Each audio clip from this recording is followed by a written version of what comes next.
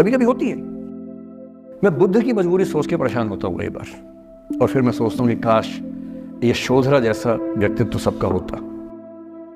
बुद्ध की रियल कहानी क्या है शायद किसी को नहीं पता। मैं जिस कहानी की बात कर रहा हूँ, मैथिली शरण गुप्त नाम के एक बड़े प्रसिद्ध कवि ने यशोधरा नाम की पुस्तक में वो कहानी लिखी है, भूमिका में जिक्र किया। बुद्ध बचपन से ही थोड़े से वैरागी किस्म के व्यक्ति थे। उनकी कुंडली देख के एक ज्योतिषी ने बताया भी था। माता पिता बहुत परेशान थे, शुद्धोदन उनके पिता का नाम था। माता पिता ने बहुत कोशिश की कि इस बच्चे का मन विरक्त न हो। अच्छा महल बनवाया, सारी सुविधाएं दी। जैसे ही बुद्ध थोड़े से किशोरावस्था में आए, उस समय की दुनिया की सबसे खूबसूरत महिला से, लड़की से, यशोधरा से उसकी शादी करवा दी। यशोधरा के पिता ने काफ़ी एग्जाम लिए बुद्ध जी के, वो सारे एग्जाम में पास हुए तब जाकर शादी हुई, ऐसे नहीं हुई। शादी हुई तो बुद्ध भी ठीक था, रमे रहे उस जीवन में। बेटा हुआ उनका राहुल। अब बुद्ध की विरक्ति का भाव बढ़ता जा रहा था। 29 साल की उम्र के आसपास ऐसा हुआ कि उन्होंने एक मृत व्यक्ति को देख लिया, एक बूढ़े को देखा, एक भिखारी को देखा, एक बीमार को देखा। विरक्त हो गए और उनका मन हुआ घर छोड़ दूं, ज्ञान की खोज में चला जाऊं। अब ज्ञान की खोज में जाएं, उनको पता है कि भाई मेरी पत्नी भी है, मेरा बेटा भी है, राज्य भी है, कैसे छोड़ दूं? छोड़ना जरूरी है। अंदर की आवाज है कि छोड़ो, तुम इस चीज के नहीं बने हो, तुम्हारा स्वधर्म कुछ और है।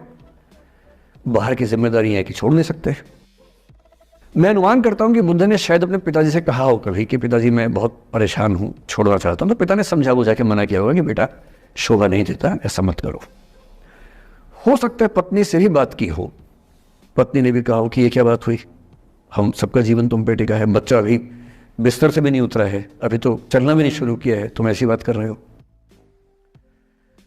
इसका जिक्र नहीं मिलता इतिहास में कि ये बात हुई कि नहीं हुई।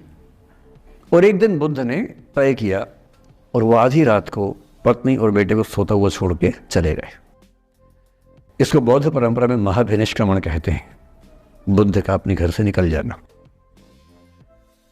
अब बुद्ध चले गए, लेकिन मैथिली शरण गुप्त यशोधरा के पर्सपेक्टिव से बुद्ध को देख रहे हैं।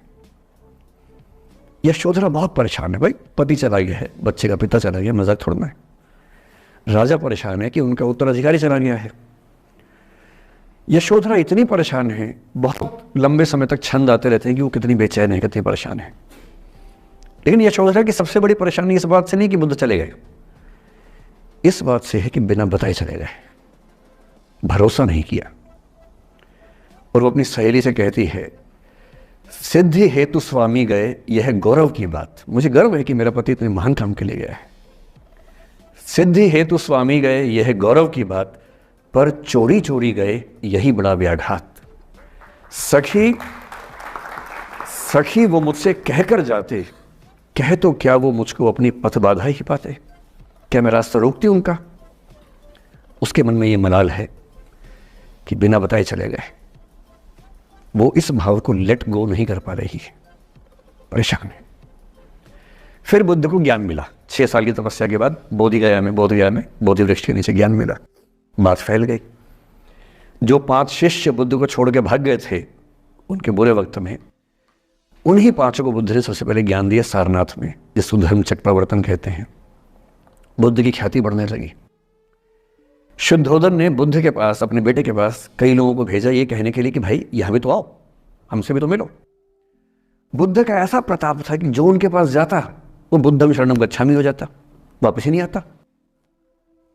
तो फिर शुद्धोदन ने बुद्ध के बचपन के एक दोस्त को ये कह के भेजा, भैया मैं जानता हूं तुम वापस नहीं आओगे, पर प्रभावित होने से पहले बोल देना कि पापा याद कर रहे थे। तो वो गया, उससे वायदा निभाया, हो तो गया, बुद्ध के संग में दीक्षित हो गया, पर वायदा निभा दिया। तो बुद्ध ने कहा जरूर जाऊंगा, पिताजी की आगे तो जाऊंगा ही जाऊंगा।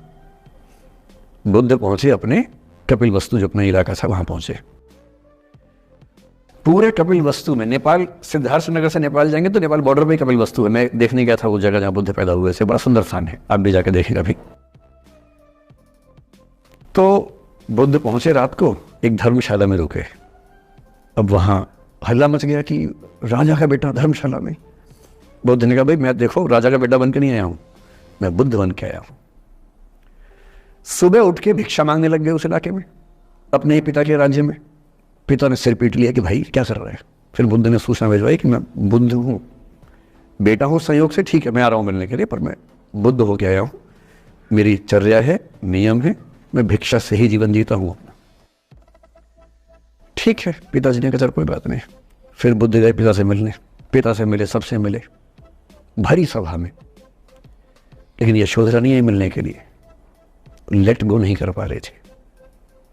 उसके मन में दर्द था, छुप के क्यों गया, बता के जाता। बुद्ध ने पूछा पिता से कि यशोधरा कहाँ है, तो बोले कि वो कह रही है कि अगर बुद्ध मिलना चाहेंगे तो खुद ही मिलने आएंगे मुझसे, मैं क्यों जाऊंगी भाई, आत्मसम्मान भी तो कोई चीज़ है, मैं क्यों मिलने जाऊंगी। तो बुद्ध मिलने गए। सोचिए कमरे में यशोधरा बैठी है, राहुल साथ में है। अब राहुल थोड़ा सा बड़ा हो गया है, 6-7 साल का है। बुद्ध गए हैं। अब आपके मन में आ रहा है कि बुद्ध वहाँ जाके बोलेंगे सॉरी मैंने गलत किया, I hurt you, I really feel sorry. बुद्ध है वो, बुद्ध है। वहाँ जाके क्या बोल रहे पता है, भिक्षाम देहि, भिक्षा दो। और यशोधरा कितनी महान महिला रही होगी, उसने अपने बेटे का हाथ बाप के हाथ में दे दिया। लेट गो का इससे महान उदाहरण दुनिया के इतिहास में नहीं है कि चलो आखिर तुमने आके झुक के कुछ मांगा तो सही। उसकी जितनी ईगो थी, अहंकार था, सब विगलित हो गया। और जो औरत परेशान थी कि मुझसे बिना बताया गया, उसने अपने बेटे को दे दिया कि इसको लेके जाओ, क्योंकि मैं जानती हूं कि तुम महान काम कर रहे हो, और तुम महान काम कर रहे हो तो मैं क्यों बीच में आऊंगी भाई। मेरा पति महान काम कर रहा है तो मुझे खुशी होनी चाहिए, और तुम्हारी उस खुशी में मैं क्यों पीछे हटूं। बस मुझे भरोसे में लेके जाते तो और खुश होती।